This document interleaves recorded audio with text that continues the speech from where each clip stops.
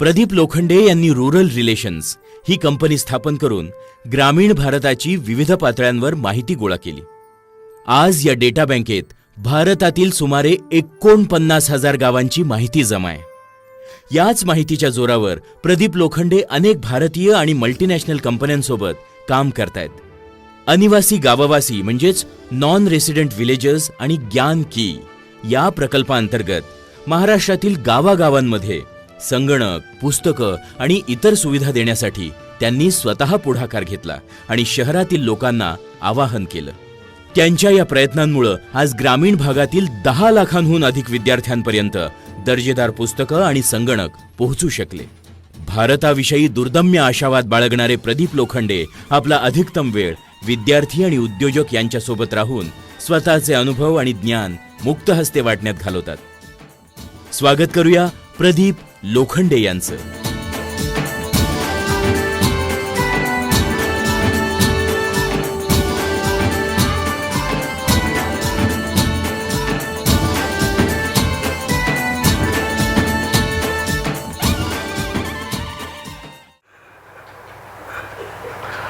नमस्कार.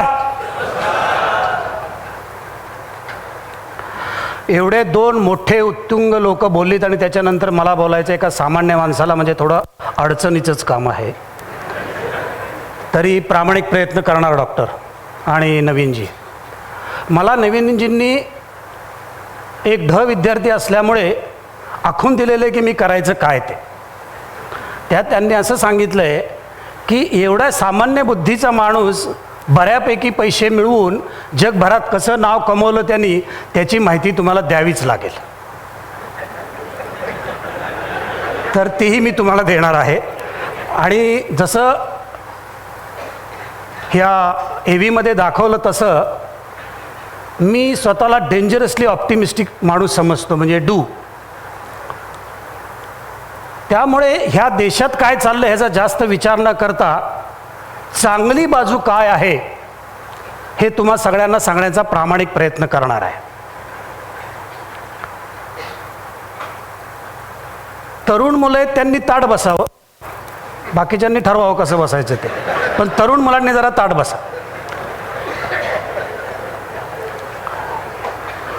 वागायचं नाही पण ताठ बसलं पाहिजे.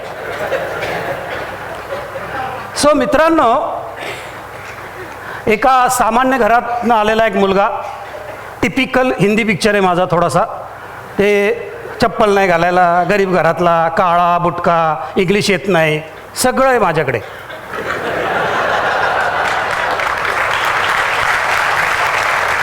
पण तरीसुद्धा जरा जुळवलं गणित कसं तरी. ते एक चकाकी ती बरी आहे म्हणतात, त्याच्यामुळे जरा लोक बघतात माझ्याकडे आणि मी उजेड असेल तिथंच उभा राहतो कायम. तर हे सगळं सांगण्याचा उद्देश असा आहे की इथेही असे कितीतरी डॉक्टर बसलेले आहेत, इथेही कितीतरी असे चित्रकार बसलेले आहेत आणि इथे असे कितीतरी प्रदीप लोखंडेही बसलेले आहेत. आणि माझी एक इच्छा राहील अशी की आज ना उद्या तुम्हाला इथनं बोलायचं आहे मित्रांनो, अशी एक जिद्द ठेवा. आणि तशीच जिद्द मी कधीतरी बाळगली होती 93 साली. आणि 93 साली असा विचार केला, इकडे बघायला लागणार आहे, 93 साली असा विचार केला की काहीतरी आपण वेगळं करूयात. आणि तो विचार असा केला की व्यवसाय जर करायचा तर तुमच्याकडे 3 गोष्टी लागतात. एक, भरपूर पैसे, अन्यथा उत्कृष्ट शिक्षण और फॅमिली बॅकग्राऊंड. ह्या 3 गोष्टी असतील तर तुम्ही विचार करू शकता. ह्या 3 गोष्टी माझ्याकडे नव्हत्या. मग काय करूयात, तर अशा ठिकाणी जाऊयात की ज्या रस्त्यावरती कमीत कमी लोक चालायला तयार आहेत. म्हणून ग्रामीण भाग मी निवडला. आणि असाही माझा कलर असा आहे की किती उन्हात फिरलो तर ह्याच्यापेक्षा काय फरक पडणार आहे. त्यामुळे ग्रामीण भाग निवडला आणि त्याला थॉट प्रोसेस दिली. इमोशनल येऊन व्यवसाय होत नाही हे मी नेहमी सांगतो, सांगावं लागतं. कारण जर आपण इमोशनल होऊन कशाच्या पाठीमागं जर दडत असू तर फक्त आणि फक्त आपण आपल्यालाच फसवत असतो, बाकी कोणाला फसवत नाही. आणि मला त्याच्यापेक्षा जास्त दुःख होतं ते आपण आई वडिलांना आपल्या फसवत असतो, आपल्या नियर अँड डिअरला फसवत असतो. तर तसं करू नका, माझी विनंती. कारण भरपूर इथे तरुण येतात आणि तरुणांचे आई वडील आहेत इथे. आणि मग संकल्पना मांडली. कुठलीही गोष्ट करताना त्याच्यासाठी काहीतरी तपश्चर्या, अभ्यासा करणं फार आवश्यक आहे. अतिशय असे थोडे लोक असतात की जे काही न करता त्यांना प्रसिद्धी आणि पैसा मिळतो. आणि ना आपण फिल्म स्टार आहोत, ना आपण बॉलिवूड स्टार आहोत, ना आपण पॉलिटिक्समध्ये आहोत. त्यामुळे ह्या 3 ठिकाणी तशा गोष्टी घडतात. आपण बाकी सगळेजण 99% आहोत. आणि तिथे कष्ट, डिसिप्लिन कष्ट, डायरेक्शनमध्ये कष्ट, हे एवढंच उत्तर आहे, बाकी कोणतंही उत्तर नाही. आणि मग डिसिजन घेतला की भारतातल्या सगळ्या गावात जाण्याच्या ऐवजी अशा गावांची मी माहिती गोळा करू शकतो का की जी माहिती मी विकून भरपूर पैसे कमवू शकेन. भारतात सगळ्यांना तुम्हाला माहिती 6,42,000 गाव आहे, 6,000 तालुके आहेत आणि 600 जिल्हे आहेत. 600 जिल्ह्यात बऱ्यापैकी तमाशा चालला आहे, त्याच्यापेक्षा 6,000 तालुक्यात चालला आहे. पण जोपर्यंत आपण ही 6 लाख गावांना बरोबर घेणार नाही आहे तोपर्यंत भारत बदलला असं म्हणणं फार चुकीचं ठरणार आहे. तर तिथे जाण्यासाठी आणि सर्वांना जायचं आहे, पण तर काय करता येईल. तर एवढी सगळी गावं जाणं अवघड आहे. म्हणून आम्ही 2,000पेक्षा जास्त आणि जिथे आठवडी बाजार भरतो अशा गावांची माहिती घ्यायला सुरुवात केली. आणि मला एक भाषा बऱ्यापैकी येत होती, ती म्हणजे मराठी. म्हणून महाराष्ट्रात चालू केलं. महाराष्ट्रात 43,000 गावं आहेत, 357 तालुके आहेत आणि फक्त 36 जिल्हे आहेत. फरक बघा केवढा मोठा आहे मित्रांनो. पण त्या 43,000 गावापैकी फक्त आणि फक्त 100 असे आहे की ज्याची लोकसंख्या ही 2,000पेक्षा जास्त आहे आणि त्यातली 4,700 गावं अशी आहेत जिथे आठवडी बाजार भरतो. आणि ह्या गावामध्ये तुमच्याकडे जे काय आहे, product, service, communication, concept, idea, संकल्प काय जे आहे ते जर ह्या गावामध्ये आपण स्ट्रॉंग केलं तर सगळ्या 43,000 गावामध्ये पोहोचणं आपल्याला सोपं होतं. कारण हे आजूबाजूच्या गावाची लोक ह्या गावामध्ये बऱ्याच गोष्टी करण्यासाठी येतात. आपल्याला वाटतं फक्त खरेदी करण्यासाठी, नाही नाही नाही नाही, ते गॉसिप करण्यासाठी येतात, ते कोणाच्या तरी उणं काढण्यासाठी येतात, माहिती घेण्यासाठी येतात, ह्या सगळ्या कामासाठी ते येत असतात. म्हणून त्या गावाची आम्ही माहिती गोळायला सुरुवात केली. It's was a very dangerous journey. त्याचं एक एक्झाम्पल मला सांगायला सांगितलं म्हणून सांगतो. मी सुरुवात अशी केली की ह्या 7,000, त्यावेळेला 6,700 गावं होती. बायकोला आणि वडिलांना सांगितलं आपण या सगळ्या गावात पोस्टकार्ड पाठवायचे आणि डबल पोस्टकार्ड केलं आणि 3 लोकांना पाठवायचं ठरवलं. ते 3 लोक कोण, तर आमच्या दृष्टीने त्यावेळेला गावगाडा चालवायचे ते 3 व्यक्ती ह्या होत्या, सरपंच, पोस्टमास्टर आणि प्रिन्सिपल. आणि पहिलं पत्र असं लिहिलं, आपल्या गावाचं कोण आहे हे सोबतच्या पत्रावर. अशी 20,000 हाताने लिहिलेली पत्र 6,700 गावात पोस्ट केली. त्याला उत्तर आलं 18. आणि त्याला असं सांगण्यात आलं, तू कोण आहेस. तुम्ही जस्ट इमॅजिन करा, 3 महिने बाप आणि बायको पत्र लिहितेत. कारण माझं अक्षर खराब होतं म्हणून मी त्यांच्यावर ढकललं होतं सगळं. आणि 20,000 पत्र लिहून जेव्हा 18 उत्तरं येत आहेत, अशा वेळेला तुमच्यातला एंटरप्रेन्योर जागा व्हावा लागतो. परत विनंती केली आणि ह्यांना काय होतं, पर्याय पण नव्हता. ऐकायला नवरा आणि दुसऱ्या बाजूला मुलगा, त्यामुळं जाऊ देत, मुलाचं भलं झालं पाहिजे तर नवऱ्याचं भलं झालं पाहिजे. म्हणून परत 3 महिने 20,000 पत्र. दुसऱ्या पत्रात असं लिहिलं आम्ही, आणि आम्हाला खर्च यायचा फक्त आणि फक्त एका गावात पोहोचण्यासाठी 90 पैसे. कारण 15 पैशाला पोस्ट कार्ड होतं त्यावेळेला आणि 3 एका गावात पाठवायचं. आणि दुसऱ्या पत्रात लिहिलं की तुमच्या गावात बाजार कधी भरतो ते सोबतच्या पत्रावर कळवा. 48 उत्तरं आली, एकातही बाजार लिहिलेला नव्हता. आणि मोर ऑर लेस असं लिहिलं होतं, स्वतःला गव्हर्नर समजतोस का. म्हणजे मग मला तुम्ही इमॅजिन करा, 6 महिन्यानंतर एका एंटरप्रेन्योरची काय अवस्था झाली असेल. पण माझ्या मते माझ्या आयुष्याचा टर्निंग पॉईंट तिथेच आला. त्यावेळेला दिवाळी आली होती आणि त्या दिवाळीत ह्यांना मी परत दोघांना विनंती केली की कृपा करून अजून एकदा पत्र लिहा. आणि हे शेवटचं पत्र. तुम्ही इमॅजिन करा त्यावेळेला माझं काय तोंड झालं असेल. आणि ह्या वेळेला आपण जोडपत्र पाठवणार नाही, सिंगल पत्र पाठवणार. आणि त्या पत्रात असं लिहिलं, आपणास आपल्या गावातील व घरातील सर्वांना दीपावलीच्या हार्दिक शुभेच्छा. काय माहिती पाठवू नको भाऊ तुम्हाला. आणि ह्या माझ्या 20,000 पत्रांना 880 जणांनी पत्र लिहून पाठवलं, तुम्हाला पण दिवाळीच्या हार्दिक शुभेच्छा. After that no look back. After that no look back. आज माझ्या ऑफिसमध्ये 7 लाख पत्र ह्या काळ्या माणसाला आलेले आहेत. आणि त्यामध्ये ह्या भारतामध्ये ग्रामीण भागात काय कळतं हिचा सगळी जोड केलेली आणि ते विकण्याचा प्रयत्न केला.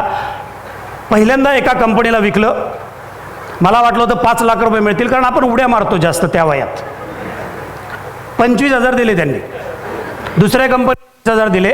पण त्यानंतर 3 आठवड्यांनी त्याच कंपनीचा मला फोन आला, Pradeep, this is a fantastic information, but what to do with this, काय करायचं आहे माहितीचं. आणि मग मी त्यांना एक छोटा प्रोजेक्ट दिला. तिथे तुमची क्रिएटिव्हिटी यावीच लागते तरुणांनो. आणि सांगितलं की मी तुमचा चहा गावात नेईन आणि लोकांना चहा करून पाजीन, कारण महाराष्ट्रातले आणि भारतातले आपण सगळे फार चवले आहोत. आपल्याला ना जिभेला काहीतरी भारी दिल्याशिवाय आपण कोणाचं काय मानत नाही. आणि मग आम्ही गावामध्ये बाजारामध्ये लोकांना चहा करून पाजला आणि हा चहा तुम्हाला टाटा टीकडनं मिळाला असं सांगितलं. त्या 100 गावाचं काम करण्यासाठी मला 3,17,000 रुपये मिळाले. म्हणजे गाडी चालू झाली, वर्षाचं रेशन निघालं. मग तुमची बुद्धी चालायला लागते. तर मला ह्यातनं एक मेसेज द्यायचा आहे की खाली पोट वगैरे काय होत नाही, सगळा खोटेपणा. पहिलं तुम्हाला अर्निंग करायला शिकावं लागणार आहे. गेले आता इथून पुढे महात्मा गांधी, सावरकर, शिवाजी महाराज होणे नाहीत. इकॉनॉमिक्स हे तुम्हाला त्यात आणावंच लागणार आहे, तरच तुम्ही चांगल्या गोष्टी समाजाला देऊ शकणार आहे. आणि मग 1996 ते 2001 रिक्वायर्ड पैसे मिळवले. मी जर सांगितलं ना, मी सामान्य माणूस आहे, टिपिकल मिडल क्लास. म्हणजे काय असतं माहिती आहे का तुम्हाला? एक भारी घर, भारी गाडी आणि परदेशात जाऊन यायचं. ह्या 3 गोष्टी केल्या की तुम्ही त्या तुमच्या कळपात लय भारी होता. थोडं ऑनलाईन भारी आहे बरं का, ह्याच्याकडे भारी गाडी आहे, ह्याच्याकडे भारी घर आहे, हा परदेशात जाऊन येतो बरं का सारखं. एकदा जाऊन येता तुम्ही, पण ते काय 1:10, 10:100 सगळं चालू राहतं तुम्ही. And that drives you to do lot of things in life. आणि मग 2001 मी भयंकर मोठा डिसिजन घेतला. आणि तो डिसिजन असा होता, फॅमिलीने बॅक केलं म्हणून ते जमू शकलं. काही नियर डिअरबरोबर मी गप्पा मारल्या होत्या आणि त्यांना सांगितलं, इथून पुढे मी माझ्या आयुष्याचे 40% टाईमच फक्त व्यवसाय करणार, 40% टाईम सोशल काम करणार प्रोफेशनली आणि 20% टाईम टीचिंग करणार. आणि मागचे 17 वर्ष ते मी पाळतोय. 2001 पहिला प्रोजेक्ट लॉन्च केला. त्याला नाव दिलं अनिवासी गाववासी चळवळ, non resident villager movement. Practically इथं बसलेले सगळेजण तुम्ही NRV आहात. आईकडनं किंवा वडिलांकडनं तुमचं एक कुठेतरी छोटं गाव आहे. आणि do something for that village आणि India will be changed India. आणि असं करून नुसतं ज्ञान देण्याच्या ऐवजी आम्ही त्याच्याबरोबर एक उपक्रम दिला. आणि तो उपक्रम असा होता, तुम्ही तुमचा जुना संगणक फेकून देण्याच्या ऐवजी आमच्याकडे द्या. तो आम्ही अशा शाळेमध्ये लावू जिथे 200 विद्यार्थी आहेत, कमीत कमी एक टीचर आहे जो कम्प्युटर शिकवू शकतो आणि 10 बाय 10ची पक्की रूम आहे. आणि चॅरिटी स्टार्ट्स ॲट होम.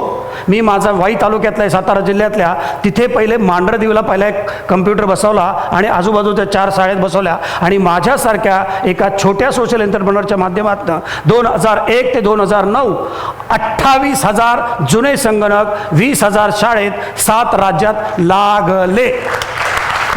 जरा जोरात टाळ्या वाजवा. हां, वाजवा जरा प्लीज. काय 28,000 आकडा, त्यामुळे जोरात वाजवायला लागणार आहे. आणि मग हा कॉन्फिडन्स देतो तुम्हाला, हा कॉन्फिडन्स येतो. आणि मग हे सगळं करत असताना मध्ये एक प्रोजेक्ट लॉन्च केला. त्याला नाव दिलं village developer. A youth from a village will work in a village. आणि एक लक्षात ठेवा मित्रांनो, जगामध्ये तुम्हाला स्टोरी टेलर व्हावं लागतं पैसे कमवण्यासाठी. स्टोरी टेलर झाल्याशिवाय तुम्ही काही करू शकत नाही. मग 2 स्टोरी मी क्रिएट केल्या. कंपन्यांना जाऊन सांगितलं, तुमचा टायवाला किती भारी असला तरी गावातल्या ग्राहकाला जाऊन तो समजू शकत नाही. त्याला माहीत नाही कोणाच्या पाया पडायचं, कुणाला नमस्कार करायचा. गावात समजा कोणतरी 10वा असला तरी जाऊन हा 10 वाक्य जर बोलायला ठोकतील हो त्याला. पण आमचा गावकरी जो तरुण आहे त्याला एक्झॅक्टली माहिती की कोणाशी बोलायचं, कधी बोलायचं, किती बोलायचं, बोलायचं का नाही बोलायचं हे त्याला निश्चित माहिती आहे. आणि गावातल्या तरुणाला जाऊन सांगितलं, मित्रा, तुला जर गावातच 12 ते 15,000 मिळाले तर शहरात 50,000 मिळाल्यासारखे आहेत. आणि शहरात 50,000 मिळून सुद्धा तू घर घेऊ शकत नाहीस, तू इकडं राहा. आणि आम्ही दोघांच्या मधले ब्रिज झालो. हे 2006 चालू केलं. आत्तापर्यंत आम्ही मागच्या 9 वर्षामध्ये 7,600 तरुणांना त्यांच्या पायावरती गावामध्ये उभं केलं. तर हे ॲक्शनमध्ये सगळं गेलो आम्ही. आणि मग 2010 मी हा माझा very close to my heart Gyanki library हा उपक्रम चालू केला. त्याच्यामध्ये आम्ही काय करतोय, भारत जर बदलायचा असेल तर मला आता तरुणांना फार काही सांगता येणार नाही, कारण त्यांनी त्याच्या आयुष्याचं डिसिजन घेतलेले आहेत. मला एल्डरली काही सांगता येत नाही, कारण त्यांचे बरेचसे डिसिजन ऑलरेडी झालेले आहेत. तर मी कुणाला बदलू शकतो, तर मी बदलू शकतो 11 ते 16 वर्षाच्या विद्यार्थ्याला, की जो माध्यमिक शाळेत जातो. आणि जगाचा रिसर्च असं सांगतो, ह्या 11 ते 16च्या विद्यार्थ्यांमध्ये 5 गोष्टी महत्त्वाच्या असतात. एक, त्याची ग्रास्पिंग पॉवर उत्कृष्ट असते 11 ते 16. आणि मी जे पुढची 2 वाक्य बोलतो ती फक्त रुरलला ॲप्लिकेबल आहेत. तो 5वीपर्यंत जातो, याचं त्याला स्वतःला शिकायचं, अन्यथा तो 5वीपर्यंत जात नाही. त्याची फॅमिली त्याला बॅक करते, तो 5वीपर्यंत जातो कारण फॅमिली बॅक करते. तो उत्कृष्ट माउथ टू माउथ पब्लिशर असतो आणि त्याची फॅमिली तो काय म्हणतो ते ऐकते, कारण त्याच्या फॅमिलीला आनंद होतो की हा शिकलाय म्हणून मला सांगतोय, म्हणजे हे बरोबर आहे. तर त्याच वयामध्ये त्या मुलाला आपण जर सगळ्यात चांगल्या गोष्टी दिल्या तर हा भारत बदलायला फक्त आणि फक्त 7 वर्ष लागते. आणि मग मी कोणत्या दिवशी जाऊन माझ्या मुलीला अग्निपंख विकत आणू शकतो. माझा काउंटरपार्ट जो गावातला शेतकरी आहे तो माझ्यापेक्षा 5 पट जरी जास्त पैसे मिळवत असला तरी तो कधीही आपल्या मुलीला अग्निपंख विकत आणणार नाही, कारण त्याची ती मानसिकता नाही, चूक नाही आहे ती त्याची. पण जर त्या वयात त्या मुलीला अग्निपंख वाचायला नाही मिळालं तर आयुष्यभर मिळणार नाही. म्हणून मग आम्ही असा प्रयत्न केला की त्याच माध्यमिक शाळेतल्या मुलाला जसा आपण संगणक दिला तसा आपल्याला पुस्तक देता येईल का. कारण 2010मध्ये जुना संगणक घेऊन गेलो तर शेमडं पोरगं पण गावातलं म्हणायला लागलं, where is Mouse and where is colour monitor. Sir जे दान असतं त्यात पण दानत असली पाहिजेत, त्याची युटिलिटी असली पाहिजेत, तरच त्याचा फायदा समोरच्याला होतो. अन्यथा तुम्ही दिल्यासारखं करता, तो घेतल्यासारखं करतो, आउटपुट त्यातनं येत नाही आहे. म्हणून मी जो शब्द वापरला की सोशल काम पण प्रोफेशनली केलं पाहिजेत, तरच ते सक्सेसफुल होऊ शकतं. अन्यथा फार डिफिकल्ट टास्क आहे, फार डिफिकल्ट टास्क आहे मित्रांनो. आणि मग ह्याच्यामध्ये आम्ही 192 पुस्तकं देतो. त्यात अग्निपंख आहे, बटाट्याची चाळ आहे, सुनीता विल्यम्स आहे, सुधा मूर्ती आहेत, नापास मुलांची गोष्ट आहे आणि बोक्या 7 भांडे पण आहे. म्हणजे विद्यार्थ्याच्या डोक्यात येणाऱ्या प्रत्येक विषयाचं एक तरी प्राथमिक पुस्तक त्यामध्ये असा आम्ही प्रयत्न केलेला आहे. ड्रामा, म्युझिक, संगीत, disaster management, constitution, sex, snake, fort, तुम्ही काय जे डोक्यात आणाल त्याचं एक तरी प्राथमिक पुस्तक आहे. अशी आहे या लायब्रऱ्या. ह्याच्या सगळ्या डोनर या महिला आहेत. ह्याचे सगळ्या मॉनिटर ही गावातली गर्ल स्टुडंट आहे. आणि अशा 1480 दिवसामध्ये 3730 शाळेमध्ये वाचनालयं उघडली. महाराष्ट्रातल्या कुठल्याही तालुक्यात 6 ते 10 वाचनालयं आहेत. त्या 10 लाख विद्यार्थ्यांपर्यंत पोहोचलोय. पण त्याची सक्सेस स्टोरी आहे, ज्याचे जे डोनर आहेत त्यांना 1,93,000 पुस्तक वाचल्याचे अभिप्राय मिळालेले आहेत. आणि माझ्या ऑफिसमध्ये 1,75,000 विद्यार्थिनींनी आणि विद्यार्थ्यांनी पाठवलेली सगळी पत्रं आहेत. ती तुम्ही कुणीही कधी येऊन बघू शकता. माझ्या मते ती त्याची सगळ्यात मोठी सक्सेस स्टोरी आहे. सो मित्रांनो, भारत बदलतो. टाळ्या नाही वाजवले तुम्ही, असू देत, पुढे बोलतो. 1,75,000 आकडा छोटा नाही आहे, कारण गावातला विद्यार्थी रिमोट कंट्रोलनी तिथे पत्र घेतो, पुस्तक उघडतो आणि त्याचा अभिप्राय पाठवतो. असंही आपण पाठवलंय का कुणाला? नाही. तर आपण ह्याला रिस्पेक्ट केलाच पाहिजे, कारण तिथे त्याला, कारण माझे शब्द 3च आहेत. हे 3 शब्द जर त्या वयात प्रत्येक विद्यार्थ्यांनी घेतले तर तो निश्चित यशस्वी होऊ शकतो. जे काय करतोय त्यात 1, वाचा, लिहा आणि बोला. शक्य झालं तर म्हणायला होणार आहे मी तरुणांना, नंतर वेळ नाही पुरणार आहे. पण एनिवे, तर असे हे मी उपक्रम राबवतो. मी ह्यांच्यासाठी सांगितले. 99% माझ्या भाषणात मी सांगत नाही. भारत बदलतोय. मला 2 मिनटं जास्त द्यावे लागणार आहेत. भारत बदलतोय मित्रांनो. मी 5 गोष्टी तुम्हाला 6 मिनिटात सांगणार आहे. आणि त्यातनी जर तुम्ही चार्ज नाही झाला तर माझं काहीतरी भयंकर चुकलेलं असेल. तुम्ही निश्चित चार्ज होणार ही माझी गॅरंटी आहे. माझं मीच म्हणतोय. असो, 5 महत्त्वाच्या गोष्टी बदलत आहेत. त्यातली पहिली गोष्ट बदलती म्हणजे शिक्षण. मित्रांनो, we are the largest elementary education system in the world. 15 कोटी विद्यार्थी ह्या भारतामध्ये प्राथमिक शाळेमध्ये शिकतात. त्यातल्या 10.5 कोटी विद्यार्थ्यांना मिड डे मील मिळतं. रडगाणं बंद करूयात आपण. तुमच्यापैकी किती जणांना माहिती आहे ऑस्ट्रेलियाची लोकसंख्या किती आहे? तुमच्यापैकी किती जणांना माहिती आहे न्यूझीलंडची लोकसंख्या किती आहे? आपल्याला त्यांचे क्रिकेटर माहिती आहेत. अख्ख्या न्यूझीलंडची लोकसंख्या 47 लाख आहे. अख्ख्या ऑस्ट्रेलियाची लोकसंख्या 2,20,00,000 आहे. आणि भारतामध्ये 15 कोटी विद्यार्थी प्राथमिक शाळेत शिकतात आणि कुठेतरी आपण चर्चा करतो एक गुरुजी बेकार, एका शाळेचं छत उघडलं. ओ प्लीज बंद करूयात हे आपण, हे बंद केलं पाहिजेत आपण. कारण 2 गोष्टी आहेत त्याच्यात. एक, कुठला तरी आई वडील आपल्या मुलाला शाळेत पाठवते तिथे, आणि जग जर बदलायचं असेल तर there is only one tool, and that tool is education, education and education. There is no other tool, there is no other tool. तुम्ही जेवायला नाही घालू शकत, तुम्ही कपडे नाही देऊ शकत, किती वेळा देणार कपडे, किती वेळा देणार जेवण, कुणाकुणाला घरं देणार. पण तुम्ही, एक चायनीज म्हण आहे, don't give him a fish, teach him how to fish. त्याला मासा नका देऊ, मासा कसा पकडायचा हे शिकवण. ते कोण देऊ शकतं? शिक्षण आणि शिक्षण. त्यामुळे आपण सगळेजण आता शिक्षणाचं महत्त्व समजले. भारतातल्या कुठल्याही गावात जावा, मी एक अजूनही सांगतो नेहमी, कधी एकदा तुम्ही सर्वजण एक भाजी विकतात बघा, एक आजी भाजी विकत असतात अशा रस्त्याच्या बाजूला, किती व्यवसाय करत असतील दिवसाचा, 100 रुपये, 150 रुपये, 125 रुपये. तिच्याकडे एकदा जावा आणि शेजारी बसून तिला विचारा, आजी तुला आयुष्यात अल्टिमेटली काय करायचं? आणि त्या 100 पैकी 100 जणी तुम्हाला सांगतील, मी माझ्या पोरीला आणि पोराला शिकवणार. Isn't it a fantastic change in this country? It is a fantastic change in this country. So we are not a developed country, we are a developing country. हे आपल्याला समजलं पाहिजे. We are not a developed country, we are a developing country. Communication भारतातल्या प्रत्येक घरात पोहोचलंय. दूरदर्शन has reached to 92% population of India. Satellite TV has reached to 55% population of India. And the biggest revolution which is happening in this country is DTH. प्रत्येक घरात ती छत्री आहे वरती, आणि आज 5,000चा TV. हो, काय वेगळं दिसतं का? निर्गुण डॉक्टरांच्या घरात समजा 1 लाखाचा प्लाझ्मा असेल, त्याच्यावर दिसणारी आणि ह्या 5,000वर दिसणारी ताई एकच आहे. काय ताई इकडं ती काही कमी दिसणार नाही, ती तशीच दिसणार तुम्हाला. त्यामुळे सगळी माहिती गावापर्यंत पोचायला लागलेली आहे. त्यामुळे असं समजू नका की मला जरा आता जगापेक्षा जास्त कळतं आणि त्यांना कळत नाही, ह्यातनं बाहेर लागणार आहे. 3रा पॉईंट, टाईम कमी म्हणून अगदी थोडक्यात बोलतोय. 3रा पॉईंट हा कॉन्ट्रोवर्शियल आहे, कारण इथं बरेच शेतकरी पण आहेत मला माहिती आहे. पण माझी विनंती आहे तरुणांना, गुगलवर जावा, कारण तेच आपले मायबाप आहेत आता, आणि तिथे बघा तुम्ही 1996 ते 2006 एवढ्या वेळेमध्ये 52 कमॉडिटी त्या देशामध्ये, आणि त्याचा एक प्राईस डिसाईड केला जातो, त्याला मिनिमम सपोर्ट प्राईस असे म्हणतात. तर त्यामध्ये 200 ते 2000% ग्रोथ झालेली आहे. म्हणजे काहीतरी पैसे शेतकऱ्याच्या खिशात जायला लागलेले. There are lot of issues, I know that. पण 128 कोटी इश्यू डिस्कस करायचे का? ज्या चांगल्या गोष्टी चालल्यात त्या डिस्कस करायच्यात. माझ्या मते तुम्ही माझ्याबरोबर याल की ज्या चांगल्या गोष्टी चालल्यात त्या आपण डिस्कस करूयात, कारण आपण 128 कोटी प्रॉब्लेम आहोतच ना. त्यामुळे आपण चांगल्या गोष्टीचा विचार करूयात. तर ह्याचा अर्थ काय झालेला आहे? Previously farmer is to invest only in land and gold.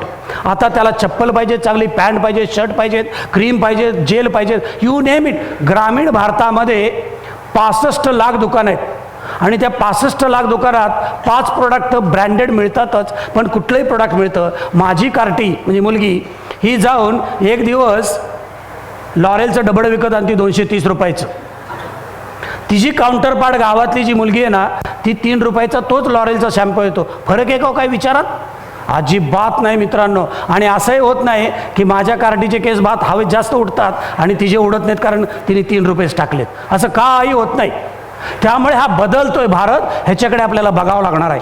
Government is spending huge amount of money. Please, जेव्हा गव्हर्नमेंट म्हणलं की आपल्या डोक्यात फक्त करप्ट लोक येतात, पण विचार करा, ह्या देशामध्ये आता फक्त आणि फक्त 5,000 गावं अशी राहिली आहेत की जिथे इलेक्ट्रिसिटीचा खांब नाही. मग असं म्हणायचं का हो की 5,000 गावात लाईट नाही का? असं म्हणायचं की भारतातल्या 6,38,000 गावांपर्यंत वीज पोचली आहे? माझ्या मते आपण ते बोललं पाहिजे. 20 वर्षापूर्वी भारतामध्ये 2 लाख गावात ऑल सीझन रोड नव्हता. आज भारतामध्ये बोटावर मोजण्याएवढी अशी गावं राहिलेली आहेत की जिथे ऑल सीझन रोड नाही. हे चेंजेस आलेले आहेत. आणि हे लक्षात ठेवा, त्याचबरोबर इंडस्ट्री वाढती. राजीव गांधी आवास योजना, प्रधानमंत्री आवास योजना, वेगवेगळ्या योजना, नरेगा, ह्याच्यामुळे काय होतं आहे? कन्स्ट्रक्शनल ॲक्टिव्हिटी, इन्फ्रास्ट्रक्चरल ॲक्टिव्हिटी ह्या संपूर्ण भारतात मोठ्या प्रमाणावरती चालू आहे. त्याचा फायदा तरुणांना होतो आहे. आज tractor is been used only 45% for agriculture and 55% for infrastructural activity. म्हणजेच काय? चेंज येतो आहे.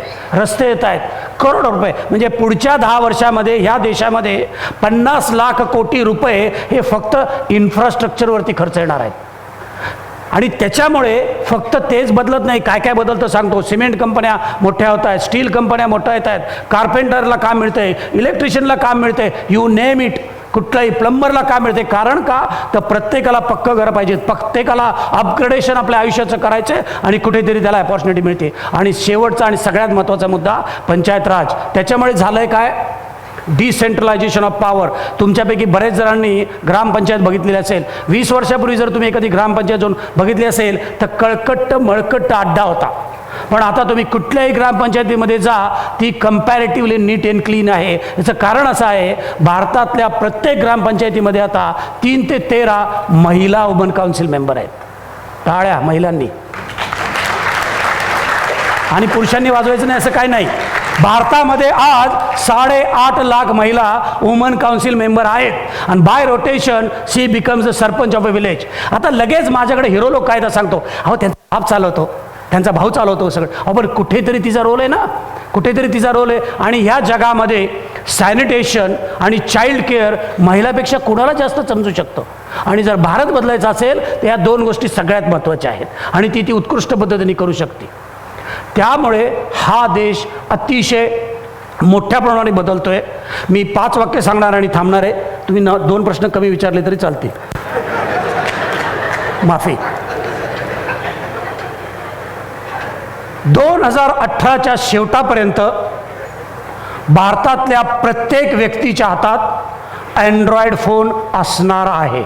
त्यामुळे भारत बदललेला असणार आहे. हां, आता काय व्हॉट्सअप करायचं आहे का तमाशा करायचा तो वेगळा विषय, पण माहिती पण असणार आहे त्याच्यावर. ज्याला उपयोग करायचा ते उपयोग करता येतात. आज तुम्ही कुठल्याही मार्केटरला जगातला विचारा, भारतातले सगळ्यात पैसे कशावर खर्च करतायत, सोशल मीडियावरती. म्हणजे त्या दृष्टीने मी त्याकडे बघतोय. बाय 2020 भारतातला प्रत्येक व्यक्ती शिकलेला असेल. हां, आणि मी कुठल्याही पक्षाचं नाही आहे बरं का, बाय द वे. आणि कसल्याही प्रकारचं कुठंही इलेक्शनमध्ये जाणारही नाही आहे. By 2020 practically every India will be literate. That doesn't mean he and she will speak in English or he and she will write an essay in English. पण ती आणि तो समजणार आहे काय चांगलं आहे आणि काय वाईट आहे. आणि त्याच्यामुळे आपला भारत बदलणार आहे. नाही वाजवा जरा, टाळ्या वाजवा. मुली शिकतायत, मुली शिकतायत.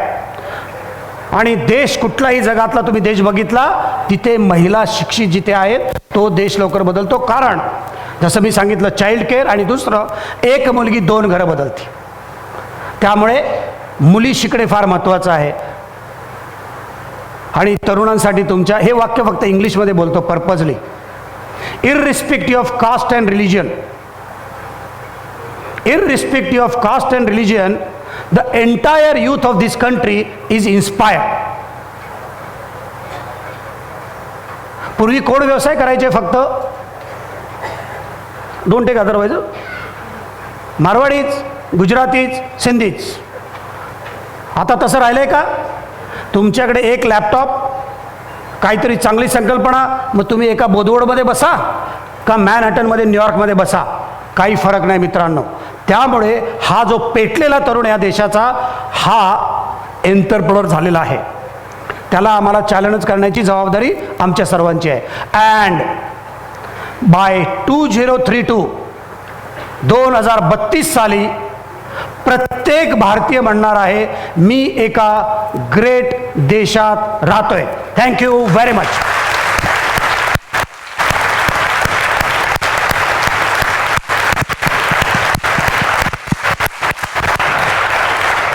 सर